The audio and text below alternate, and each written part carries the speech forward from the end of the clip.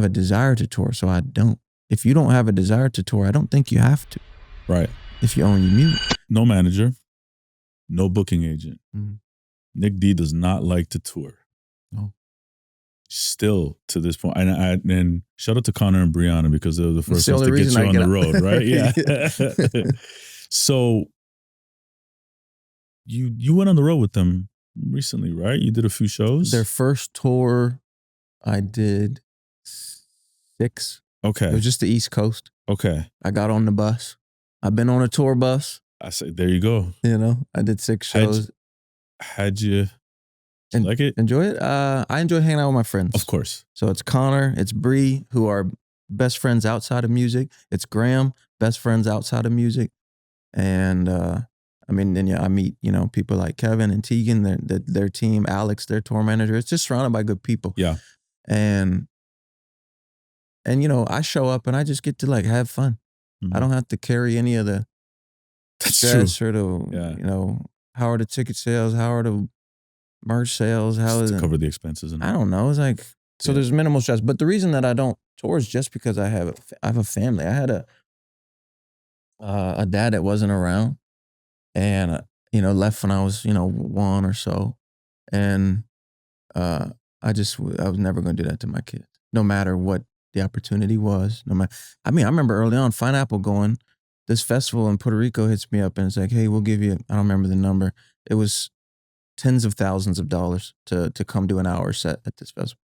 And I was like, I'm not interested. Thank you. I appreciate you reaching out, but I'm not interested. Some other festival, like 2 months later, was like, Jason Derulo headlined this festival last year.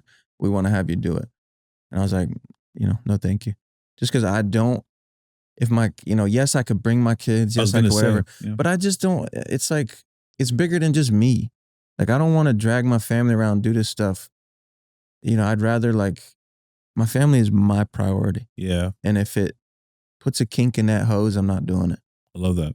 And I really like to keep everything very simple. What would it take for you to get on the road? Best case scenario. I wouldn't even do it if I needed money. You know what I mean? Oh, it's clear. It's very, it's clear as day. I mean, Spotify gets deleted. Only revenue source is tour. Yeah. I'll do farmers markets. You going back to really, I think so. It's just. So forget the money. What does it take to Connor? Probably just a co-headline tour with Connor. Okay. It has to be something where you wouldn't do it by yourself. No, I just don't have a desire. Yeah. I don't get up on stage and feel like I don't feel validated. People showed up for me. Yeah. I don't need that validation in my life. Now I do think there's the aspect of showing up for people to give them the option to experience. Right. To see someone they rock with in person. Mm-hmm. And to give them that thank you in person. There's some value to that I've considered. Mm-hmm. All right, everybody, we're going to take a little break. Because if you're listening and thinking, fuck, I could really use some guidance right now, and you're serious about building your career in the music industry, I'm now offering private strategy sessions. These are fully personalized, just you and me tackling whatever you need in your career. With over 16 years of experience working with artists, managers, and brands, I can help you map out your next moves. Now, whether that's structuring your team, scaling your brand, navigating the industry, even figuring out what steps to take, whether to go to a distributor or to a record label and figuring out what are the best deal points, I can help you with your career with where you're at. You can now book a one-on-one with me through my Calendly, and you can find the link in the description. Now let's get back to the pod. But putting a kink in that hose of my family is just not something I'm willing to do. So the only way I do it, even with Connor, is pop up, pop out. My son has come to a few shows. My daughter's come to a few shows. They can stay at the grandparents' house. My wife can come. My wife is flying in this morning. She's probably here now. Oh, nice. So she'll be here for the show. With the kids? We left them with grandparents. Okay. But it's just few and far between, and it has to really make sense. I wanted to possibly do the Australia leg of this Connor Europe Australia tour. And I just remember the stress it brought my family doing even the 6 days or whatever shows that I did on his North America tour. And it was it's just not worth it. I was like, Amanda, we can do it. maybe take the kids, bring a babysitter. And when else are we gonna like make it a point to visit Australia? Mm-hmm. And but it was just too much. It's just not worth it to me. You know, however much like fun it would be, or it's just that's second on my list. That's admirable, man. Not many people are getting into this business, and I would say, and thinking that way. You know? Yeah, I don't think so. And you know what? That's not fair to say. I just turned 34. So I'm I'm a middle-aged man. If you're a middle-aged man, you got to relax because I'm a little bit older than that. Like, I don't know what that makes me. I'm just kidding. But hurt my feelings. No, but it's not fair to say that all artists want to hit the road. I think there's also that, you know, it puts a strain on their relationships, but they feel like they have to do it. Sure. And which is, again, most time they don't own their music. Well, this is the thing I want to hammer home. There's this bullshit narrative that streaming does not pay the bills.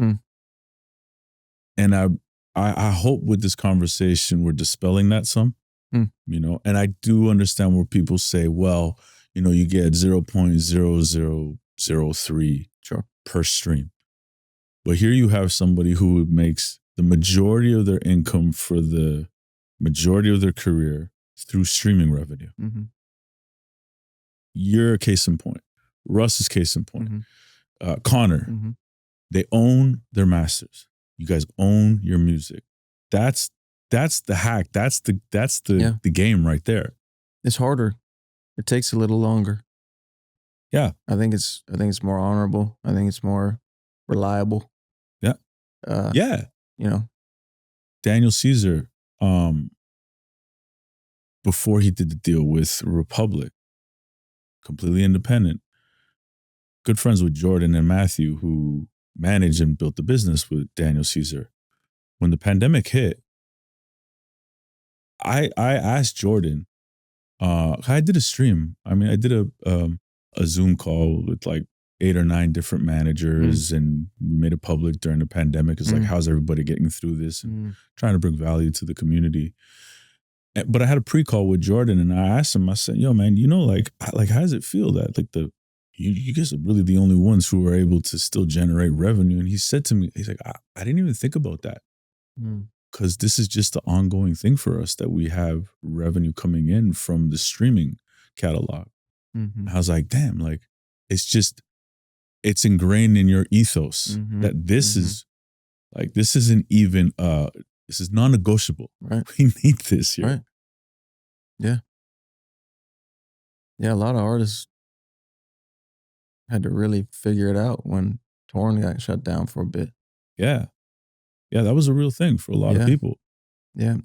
And I don't want to take away from people who like touring. If you like it, freaking do it. Of course. That's the whole thing. Of course. Do what you like. Exactly. It's different goals, it's different stuff, you know, different strokes for different folks. Yep. You just do what you want, what fills your cup. You know, there's more practical ways you can approach it while you do what you love and while you do what you want. Yeah. And if you implement some of those things, I think it's easier to find some success. Yeah. But like, I don't have a desire to tour, so I don't. If you don't have a desire to tour, I don't think you have to. Right. If you own your music. But if you want to tour, freaking tour. Enjoy it. You know? Yeah, absolutely. Because a lot of people love that live They love it. performance They aspect love of it.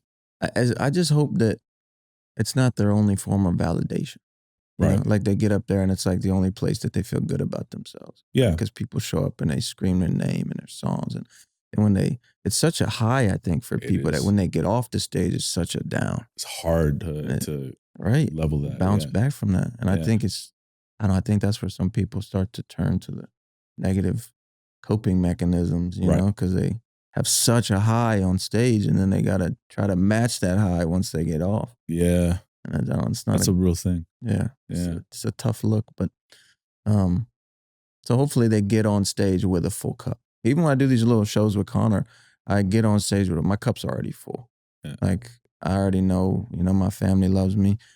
My God loves me. You know, it's like I have a full cup when I get on the stage. And it's like, it's cool that you guys, you know, appreciate what we're doing. And I appreciate you guys for appreciating what we're doing. But like, you know, It's I've heard you say even between songs is probably like your favorite part because you get to talk and yeah. yeah, for real. Even like film, like I enjoy filming the skits, you know, that me and Connor do, which Yeah. is why I'm excited to maybe do some of the stuff that we got On planned. stage. We've done some of I've seen those. It's just fun, man. I like doing that, you know, more than maybe like having people stare at me while I do my music. You know?